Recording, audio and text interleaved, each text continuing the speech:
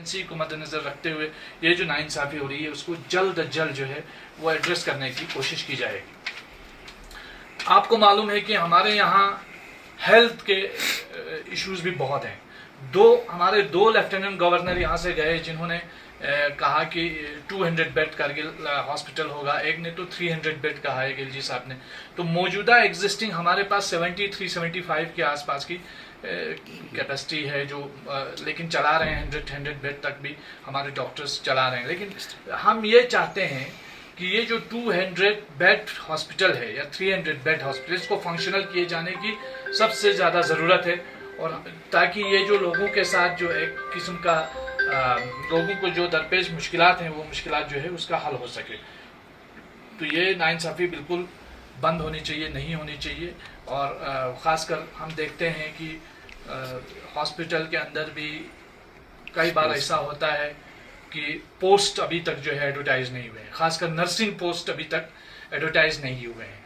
तो ये जो नर्सिस हैं जो जिनको आउटसोर्स के ज़रिए जो है वो हायर किया जाता है और उनको पूरी तनख्वाह भी नहीं मिलती है, और जो एजेंसीज रिक्रूट करती हैं कुछ अमाउंट वो भी ले लेती हैं। तो ये एक ऑर्गेनाइज्ड स्ट्रक्चर्ड स्कैम है, करप्शन है। तो ये आउटसोर्सिंग एक स्कैम है, ये स्कैम लद्दाख में बंद होना चाहिए। इस पे बाज़ाब्ता जांच बैठनी चाहिए कि ये क्यों आउटसोर्स किया जा रहा है, ये स्कैम क्यों हो रहा है। तो इसलिए हमारी रिक्वेस्ट है कि परमानेंट जॉब्स जो सरकार ने भी वादा किया है, हाई पावर्ड कमेटी के साथ वादा किया है, तो वो परमानेंट जॉब्स मिलना चाहिए, चाहे नर्सिस को हो, पैरामेडिक जितने भी हैं, तो डॉक्टर्स की पोस्ट हैं उनका भी एडवर्टाइजमेंट होना चाहिए। और उसके बाद जो है इस वक्त जो ट्रांसफ़र की पॉलिसी के हवाले से हमने सुना था कि ट्रांसफ़र एक पॉलिसी बनी है, एक पोर्टल भी जो है वो उसका भी कहा गया कि एक पोर्टल भी है, और उसके साथ पता चलेगा लोगों को कि ट्रांसफ़र किसकी कहाँ हो रही है, अगली ट्रांसफ़र कहाँ होगी। तो इस तरह के ट्रांसफ़र पॉलिसीज़ जो है एक मुरतब की गई है, लेकिन वो आज तक इम्प्लीमेंट नहीं हो पाई। न एजुकेशन लाइन में ट्रांसफ़र पॉलिसीज़ इम्प्लीमेंट हो रही है सही से, और न ही ये जो हेल्थ डिपार्टमेंट में ट्रांसफ़र पॉलिसी सही से इम्प्लीमेंट हो पाती है। इस वजह से क्या होता है, जो गरीब मुलाजिम है जिनकी कोई अप्रोच नहीं है, जिनका कोई पुरसान हाल नहीं है, वो सफ़र हो जाते हैं, वो दूर दराज इलाकों में इच्चू से लेकर जांस्कार और पता नहीं हर जगह चांगथांग तक वो चले जाते हैं। लेकिन जो सोर्स वाले लोग हैं, जो जिनकी पहुंच है, वो करगिल टाउन से बाहर निकल नहीं पाते हैं, वो निकलते नहीं हैं। तो ये नाइंसाफ़ी है, इस नाइंसाफ़ी को ख़त्म होना चाहिए। और एक चीज़ इसमें यूटी एडमिनिस्ट्रेशन को भी अपना रोल निभाना चाहिए। और इसके साथ साथ हम एक चीज़ और, ये जो एजुकेशन से रिलेटेड है, कि हमारे बहुत सारे लेक्चरर्स हैं उनको प्रमोट किया गया है, लेक्चरर प्रमोट किया गया है टीचर्स को। तो लेकिन ये नहीं बताया गया है कि ये जो प्रमोशन है ये वैकेंसीज को फिलअप करके किया गया है और कैसे किया गया है, इसका बेस क्या है। क्योंकि अगर वैकेंसीज को फिलअप करके किया गया है तो जो हमारे एजुकेटेड यूथ हैं उनके फ्यूचर का क्या है, कौन जिम्मेदार है, तो ये अकाउंटेबिलिटी कौन सेट करेगा।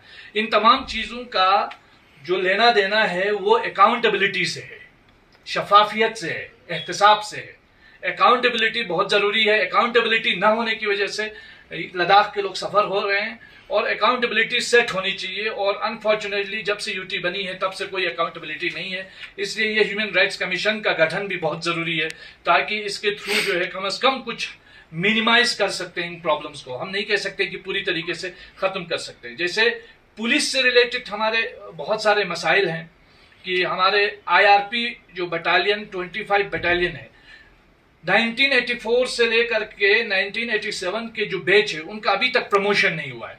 बिल्कुल वो प्रमोशन, हालांकि कोर्ट की डायरेक्शंस भी है, लेकिन जबकि जम्मू कश्मीर में ये सब इंस्पेक्टर बन गए हैं अभी तक, लेकिन यहाँ एएसआई तक भी नहीं बनता है अभी तक हवलदार। प्रमोशन के इस मसले को जल्द अज जल्द हल किया जाना चाहिए।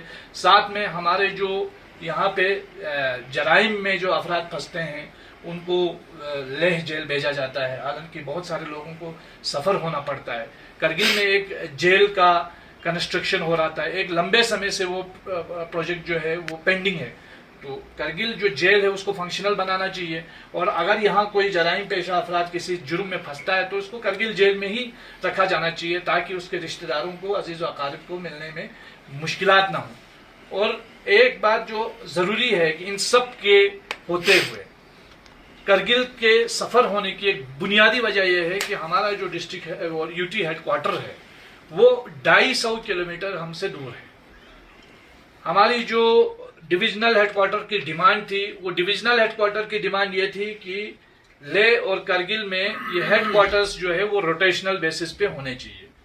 उस वक़्त के गवर्नर जम्मू कश्मीर सत्यपाल मलिक ने ऑर्डर भी किया था कि लेह और करगिल में रोटेशनल बेसिस पे हेडक्वार्टर रहेगा, जो डायरेक्टर्स को डिस्ट्रीब्यूट किया था। लेकिन आज तक वो पूरी तरीके से, जिसे हम कह सकते हैं कि इत्मीनान बख्श तौर पे वो फंक्शनल नहीं हो सके। हम चाहते हैं कि यूटी हेडक्वार्टर जो है वो रोटेशनल बेसिस पे होना चाहिए, और जब तक UT headquarter full fledge rotational basis पे नहीं बनता है तब तक जनरल एडमिनिस्ट्रेटिव डिपार्टमेंट का एक कैंप ऑफिस यहाँ खुलना चाहिए, ताकि हर छोटे बड़े मसले के लिए करगिल के लोगों को लेह सफर करना न करना पड़े, क्योंकि बहुत गरीब लोग भी होते हैं जिनका कोई जान पहचान नहीं होता, वो लोग वहाँ सफर होते हैं, उनके रहने बैठने में काफ़ी मुश्किलात होती है। और इस सिलसिले में भी हमने ऑलरेडी जो हमारे लेफ्टिनेंट गवर्नर साहब को इससे पहले एक मेमोरेंडम दिया था, और जिसमें ये सारे मुद्दे हमने रखे थे। एमआरआई का इशू है करगिल हॉस्पिटल के अंदर, हालांकि अभी जो हमारे नए एलजी साहब है कमिंदर गुप्ता जी, उनके साथ भी हमने ये इशू उठाया है, और हम उम्मीद करते हैं कि बहुत जल्दी ये जो हमारा जिसके लिए 25 करोड़ 90 लाख जो रुपये हैं, जो फंड्स हैं, वो वागुजार तकरीबन हो चुके हैं, ऑर्डर प्लेस हो गया है, और ये हमें रिटिन में जो हमारे सेक्रेटरी टू ऑनरेबल एलजी साहब ने भी लिखा था कि ये जल्द अज जल्द इसको जो है एमआरआई को इंस्टॉल किया जाएगा, और करगिल डिस्ट्रिक्ट हॉस्पिटल में एमआरआई की बहुत ज़्यादा ज़रूरत है। यहाँ खासकर विंटर्स में लोग सफ़र होते हैं, और आपको मालूम है चूंकि हमारे पास एयर कनेक्टिविटी नहीं है, एयर कनेक्टिविटी न होने की वजह से भी लोगों को मुश्किलात होती हैं।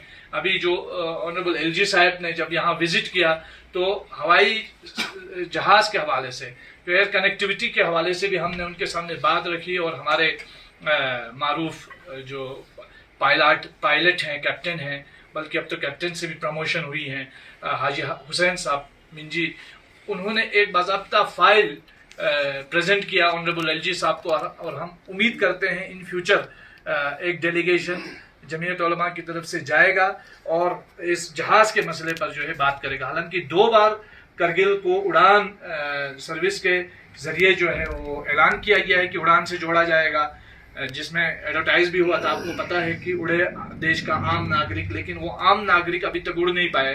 हालांकि करगिल में C-130 जैसे जहाज जो है वो आते हैं और बहुत कामयाबी से वो लोग यहाँ अपनी उड़ान भरते हैं। तो ये सारे इश्यूज हैं जिनको एड्रेस करने की ज़रूरत है। इश्यूज की लंबी लिस्ट है, और जब से हमने इन इश्यूज पे बात करने के लिए जब यहाँ मैं आ रहा था तो काफ़ी टेलीफोन्स आ रहे थे।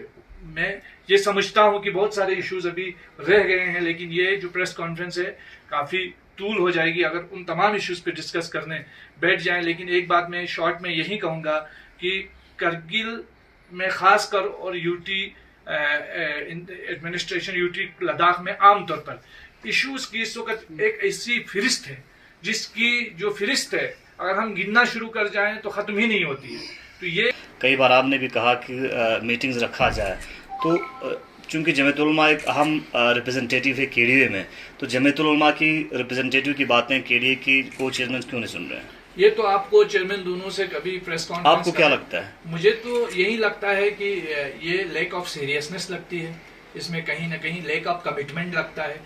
ये नहीं होना चाहिए, और मैं समझता हूँ ये लोगों के साथ धोखा है। मतलब मान लीजिए अगर मैं कोई किसी काम के लिए कमिटमेंट कर लेता हूँ और अगर मैं वो नहीं कर सकता हूँ, मुझे हैंड्सअप करना चाहिए, और अगर मैं वो करके आगे बढ़ रहा हूँ तो मुझे उसको सीरियसली आगे बढ़ाने की कोशिश करनी चाहिए। इसीलिए हम चाहते हैं, क्योंकि केडीए जो है करगिल के अवाम की आवाज़ है, इसलिए हम चाहते हैं कि वो लोग भी, जो हमारे करगिल के वो लीडर्स जो काफ़ी इन्फ्लुएंस रखते हैं सोसाइटी के अंदर, जो फॉर्मर MLAs हैं, MLCs हैं, तो वो लोग भी इसमें शामिल। कैसे देखते हैं सर? देखिए, जहाँ तक ले एपेक्स बॉडी के लीडर्स की बात आप कर रहे हैं तो वो उनका इंटरनल मामला है, उस पर मैं कमेंट नहीं कर सकता हूँ, वो उनका इंटरनल इशू है। इससे असर नहीं मूवमेंट जो चल रहा है उस पर? जाहिर सी बात है इम्पैक्ट होगा, क्योंकि जब लीडर्स की अपनी कमिटमेंट जो है वो पूरी नहीं हो पाएगी तो असर तो होगा। इसीलिए ज़रूरत इस बात की है, हमें रीथिंक करने की ज़रूरत है और रीफोकस करने की ज़रूरत है अपने इश्यूज़ पे, और अपने कमिटमेंट पर थोड़ा हमें फिर से ध्यान देने की ज़रूरत है।